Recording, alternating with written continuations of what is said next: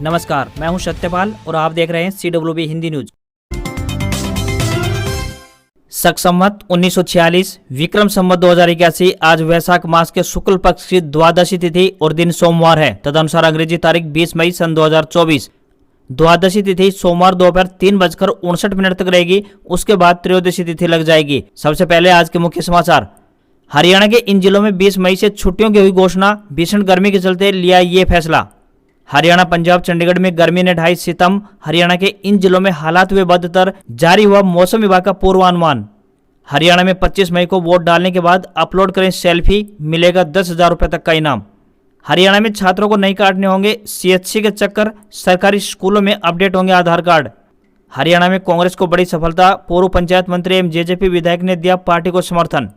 हरियाणा के चुनावी रण में दहाड़ेंगे बीजेपी के दिग्गज। PM मोदी, अमित शाह, राजनाथ सिंह और योगी आदित्यनाथ पहुंच रहे हैं हरियाणा। जियो एयर फाइबर का शानदार रिचार्ज प्लान, मिलेगी 500 Mbps तक स्पीड, बताएंगे पूरी अपडेट। मानसून अंडमान निकोबार पहुंचा। 31 मई को केरल आएगा। मध्य प्रदेश में 16 से 21 जून, राजस्थान में 25 जून से 6 जुलाई तक एंट्री होगी। Lok Sabha elections 2024 update. 5वें चरण में राहुल गांधी, राजनाथ सिंह और स्मृति ईरानी की किस्मत का होगा आज फैसला। सोमवार 20 मई यानी आज 49 सीटों पर वोट डाले जाएंगे। और ईरानी राष्ट्रपति इब्राहिम रईसी का हेलीकॉप्टर क्रैश। राष्ट्रपति, विदेश मंत्री लापता।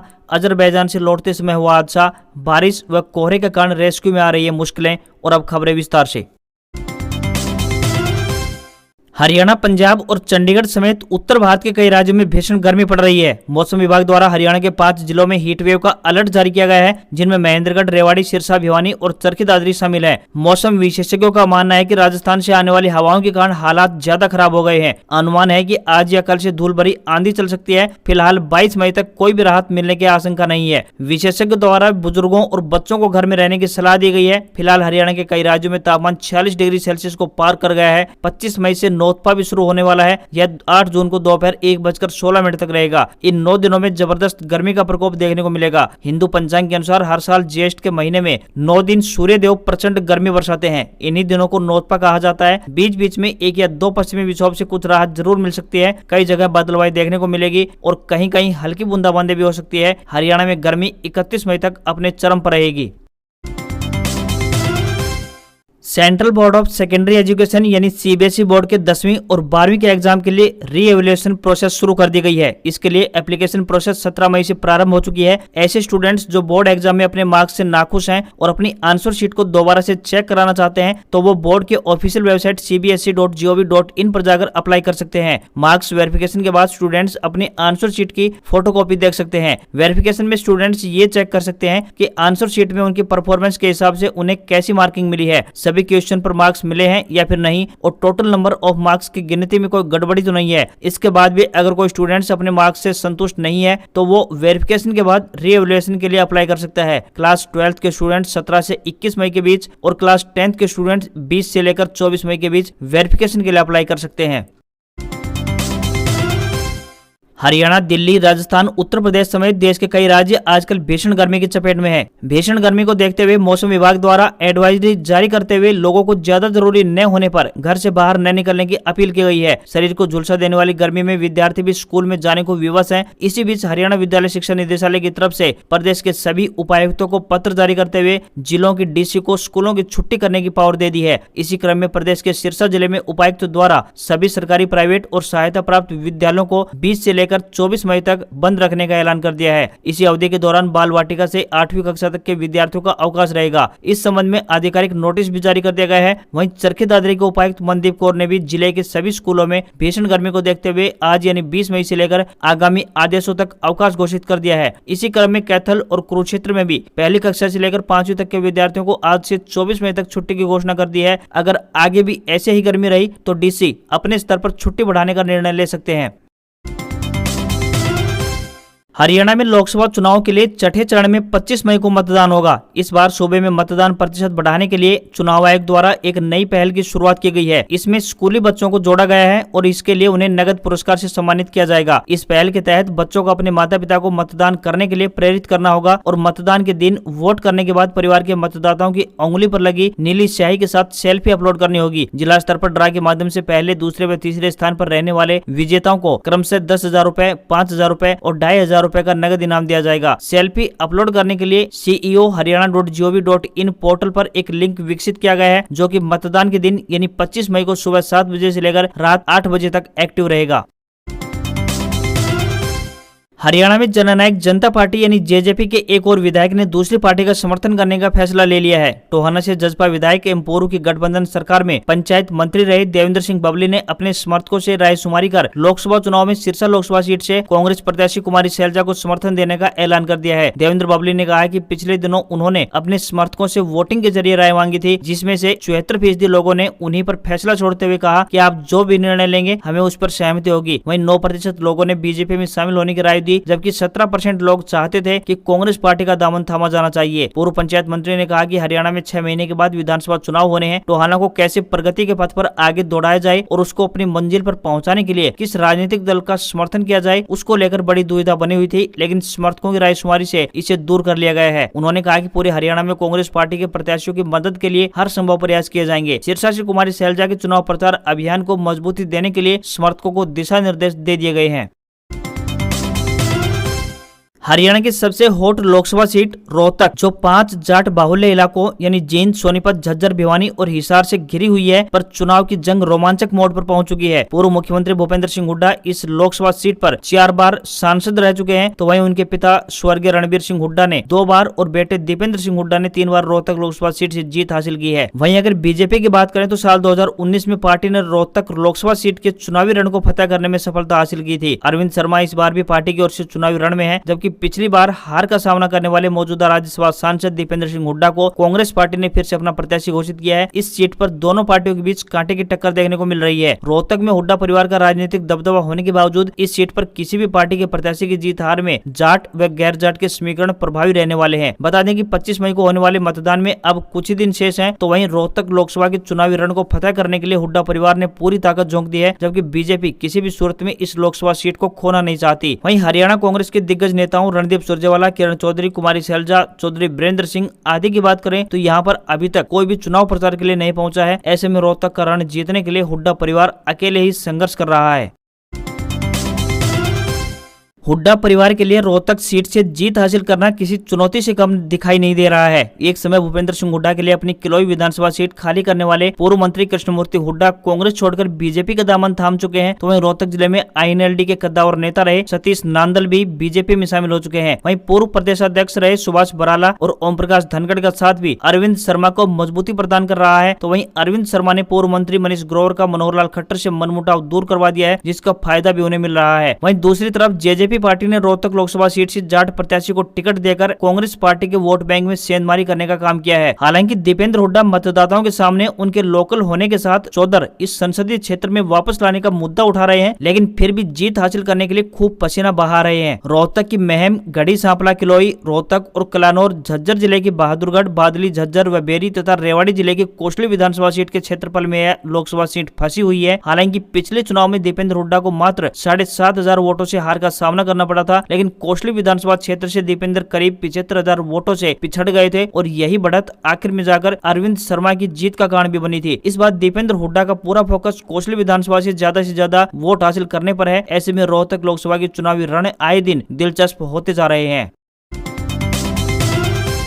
हरियाणा में लोकसभा चुनाव के लिए छठे चरण में 25 मई के लिए वोटिंग होगी। वहीं चुनाव प्रचार के लिए भी अभी कुछ दिन शेष रह गए हैं। यहाँ 25 मई को होने वाले मतदान के लिए 23 मई की शाम 5 बजे चुनाव प्रचार थम जाएगा। ऐसे में इन शेष दिनों में बीजेपी के तमाम दिग्गज नेता ताबड़तोड़ रैलियां करेंगे। हरियाणा में बीजेपी के स्टार प्रचारकों की एंट्री का बिगुल बज चुका है। प्रधानमंत्री नरेंद्र मोदी की अंबाला और सोनीपत के गोहाना में रैली आयोजित हो चुकी है, तो वहीं 18 मई को अंबाला और गोहाना में पार्टी प्रत्याशियों के समर्थन में जनसभाओं को संबोधित करने के बाद प्रधानमंत्री नरेंद्र मोदी एक बार फिर से हरियाणा पहुंच रहे हैं। चुनाव प्रचार के आखिरी दिन यानी 23 मई को भिवानी महेंद्रगढ़ लोकसभा सीट से बीजेपी प्रत्याशी चौधरी धर्मवीर सिंह के समर्थन में मोदी भिवानी में रैली को संबोधित करने जा रहे हैं। इसी दिन उनकी सिरसा में भी रैली को संबोधित करने की चर्चाएं चल रही है। वहीं करनाल लोकसभा सीट से पार्टी प्रत्याशी एवं मुख्यमंत्री मनोहर लाल खट्टर के समर्थन में अमित शाह आज करनाल पहुंच रहे हैं। इसके अलावा हिसार और सिरसा में भी वो रैलियों को संबोधित करेंगे। आज यानी 20 मई को हरियाणा की सियासी पारी को उफान देने के लिए यूपी के सीएम योगी आदित्यनाथ भी सिरसा लोकसभा सीट से बीजेपी उम्मीदवार अशोक तंवर के लिए वोटों की अपील करने पहुंच रहे हैं। हैं। सिरसा की नई अनाज मंडी में वो रैली को संबोधित करेंगे। इसके बाद रोहतक लोकसभा सीट से प्रत्याशी अरविंद शर्मा के समर्थन में झज्जर जिले में जनसभा को संबोधित करेंगे। 22 मई को राजनाथ सिंह करनाल के घरौंडा में पूर्व मुख्यमंत्री मनोहर लाल खट्टर के समर्थन में जनसभा को संबोधित करेंगे। इसके बाद कुरुक्षेत्र लोकसभा में आने वाले कैथल के कलायत और भिवानी महेंद्रगढ़ लोकसभा क्षेत्र में बीजेपी उम्मीदवारों के पक्ष में रैली करके वोटों की अपील करेंगे। हरियाणा में लोकसभा चुनाव के लिए मतदान की तारीख यानी 25 मई से ठीक पहले एक और बड़ी खबर सामने आ रही है। साध्वियों से यौन शोषण और मर्डर केस में रोहतक की सुनारिया जेल में सजा भुगत रहे डेरा सच्चा सौदा प्रमुख गुरमीत राम रहीम ने एक बार फिर से जेल से बाहर आने की इच्छा जताई है। इस संबंध में बाबा ने पंजाब एंड हरियाणा हाईकोर्ट के सामने किसी भी तरह की पैरोल या फिर फरलो देने पर रोक के आदेश को हटाने की गुहार लगाई है। डेरा प्रमुख बाबा राम रहीम ने दावा किया है कि वह इस साल 20 दिन की पैरोल और 21 दिन के फरलो सहित कुल मिलाकर 41 दिनों की अवधि पर रिहाई के लिए पात्र है और वह इसका लाभ उठाना चाहता है। बता दें कि शिरोमणि गुरुद्वारा प्रबंधन कमेटी यानी एसजीपीसी ने हाईकोर्ट में याचिका लगाकर राम रहीम को बार बार जेल से बाहर लाने का विरोध जताया था। इसके बाद 29 फरवरी को हाईकोर्ट ने हरियाणा सरकार को आदेश जारी किए कि कोर्ट की परमिशन के बिना राम रहीम की पैरोल के आवेदन पर विचार न किया जाए।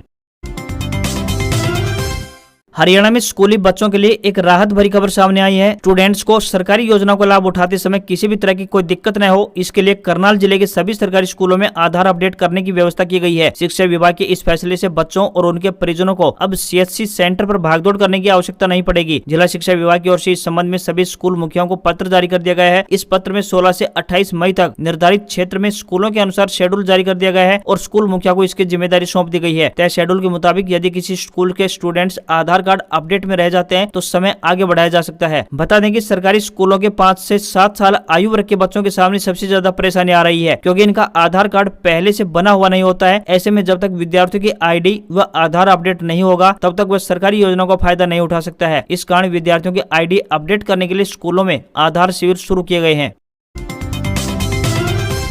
हरियाणा में कुरुक्षेत्र साधारण भूमि नहीं है, यह अद्भुत भूमि है। हरियाणा का मतलब ही हरि का आना है। यहाँ भगवान खुद आए हैं। ऐसे ही कुरुक्षेत्र भूमि है जहाँ विश्व का सबसे बड़ा धर्म युद्ध हुआ था। इसी भूमि पर भगवान श्री कृष्ण ने गीता का संदेश पूरी मानवता के लिए दिया था। यह विचार बागेश्वर बाबा धीरेन्द्र शास्त्री ने व्यक्त किए हैं। वे रविवार को पहली बार कुरुक्षेत्र पहुंचे थे, जहाँ उन्होंने श्री हनुमंत कथा शुरू की है। 3 दिवसीय यह कथा मंगलवार तक चलेगी। इसके पहले ही दिन हरियाणा के साथ साथ पंजाब, दिल्ली, उत्तर प्रदेश, राजस्थान, चंडीगढ़ व आसपास के अन्य राज्यों से हजारों की संख्या में भक्त पहुंचे। भाजपा प्रत्याशी नवीन जिंदल भी अपनी मां एवं पूर्व मंत्री सावित्री जिंदल व पत्नी सालू जिंदल के साथ प्रवचन सुनने पहुंचे। वहीं बागेश्वर बाबा ने कहा कि वह पहली बार हरियाणा और यहाँ भी धर्म की भूमि यानी कुरुक्षेत्र पहुंचे हैं, जहां पवित्र ब्रह्म सरोवर के तट पर उन्हें श्री हनुमंत कथा करने का अवसर मिला है। उन्होंने कहा कि हनुमान जी अष्ट सिद्धि और 9 सिद्धि के दाता हैं। वह हर किसी का संकट हार लेते हैं। हमें उनके चरणों में बार बार प्रणाम करना चाहिए। जो भक्त हनुमान जी की पूजा करते हैं उन पर कभी भी संकट नहीं आ सकता। हर कोई बागेश्वर बाबा की झलक पाने के लिए बेताब दिखाई दिया।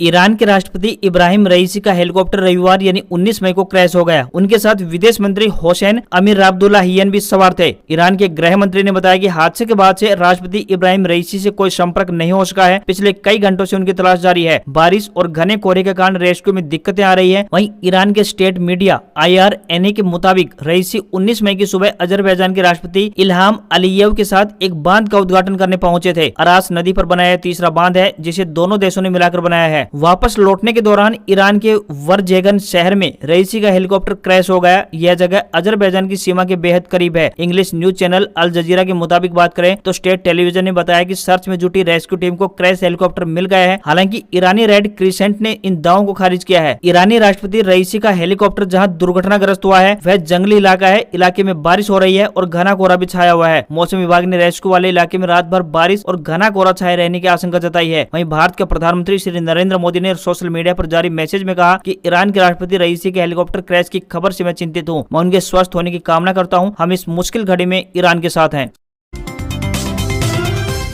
अगर आप भी रिलायंस जियो के ग्राहक हैं तो आज की यह खबर आपके लिए काम की हो सकती है। आज हम आपको जियो की नई सर्विस जियो एयर फाइबर में मिलने वाले कमाल के बेनिफिट्स के बारे में जानकारी देने जा रहे हैं। कंपनी की तरफ से एयर फाइबर मैक्स प्लान भी ऑफर किए जा रहे हैं। इनमें यूजर्स को 1 Gbps तक की स्पीड ऑफर की जा रही है। इस प्लान में आपको 1000 GB तक का डाटा मिलेगा। साथ ही 800 से ज्यादा टीवी चैनल्स का भी फ्री एक्सेस मिलने वाला है। हम जियो एयर फाइबर मैक्स के 1499 रुपए वाले प्लान के बारे में बात कर रहे हैं। कंपनी की तरफ से इस प्लान में 1000 GB तक डाटा ऑफर किया जा रहा है। साथ ही आपको 300 MBPS तक की इंटरनेट स्पीड मिलती है। यह प्लान 30 दिनों की वैलिडिटी के साथ आता है। नए यूजर्स इस प्लान को 6 और 12 महीनों के लिए सब्सक्राइब कर सकते हैं। इस प्लान में 2 साल के लिए अमेजन प्राइम डाइट की भी फ्री सब्सक्रिप्शन मिलती है। साथ ही आपको Sony Liv, Disney plus, Hotstar, Jio cinema premium और नेटफ्लिक्स बेसिस का भी सब्सक्रिप्शन फ्री मिलता है। इसी प्रकार जियो फाइबर मैक्स का 2499 रुपए वाला प्लान भी है। यह प्लान भी पूरे 30 दिनों की वैलिडिटी के साथ आता है। कंपनी की तरफ से आपको कुल मिलाकर 1000 GB डाटा ऑफर किया जाता है। साथ ही 800 से ज्यादा टीवी चैनल्स का फ्री एक्सेस भी मिलता है। इस प्लान में 500 MBPS तक की स्पीड मिलती है। भारतीय मौसम विभाग यानी IMD के मुताबिक मानसून अंडमान निकोबार पहुंच गया है। 31 मई तक ये केरल पहुंच जाएगा। पिछले साल भी मानसून ने अंडमान निकोबार द्वीप समूह में 19 मई को ही दस्तक दी थी, लेकिन केरल में 9 दिन देरी से यानी 8 जून को पहुंचा था। इस साल मानसून सामान्य तारीख से पहले ही केरल में दस्तक दे सकता है। वैसे केरल में मानसून आने की सामान्य तारीख की बात करें तो 1 जून है। घोषित तारीख में 4 दिन कम या ज्यादा होने की गुंजाइश रखी गई है, यानी मानसून 28 मई से लेकर 3 जून के बीच कभी भी आ सकता है। IMD के अनुसार मानसून के मध्य प्रदेश में 16 से 21 जून और राजस्थान में 25 जून से लेकर 6 जुलाई तक पहुंचने के आसार जताए गए हैं। वहीं यूपी में 18 से 25 जून और बिहार झारखंड में 18 जून तक मानसून पहुंच जाएगा। हरियाणा की बात करें तो हरियाणा में मानसून 27 जून से लेकर 3 जुलाई तक दस्तक दे सकता है।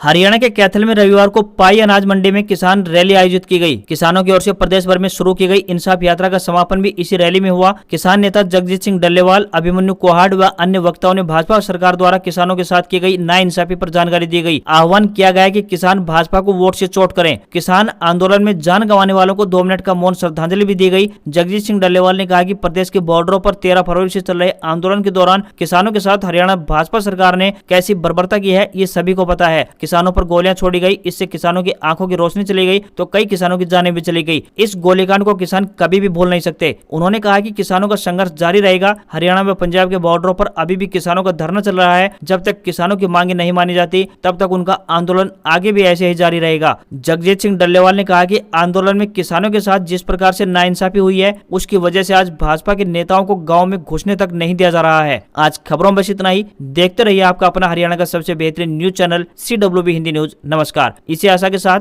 आपका दिन शुभ रहे।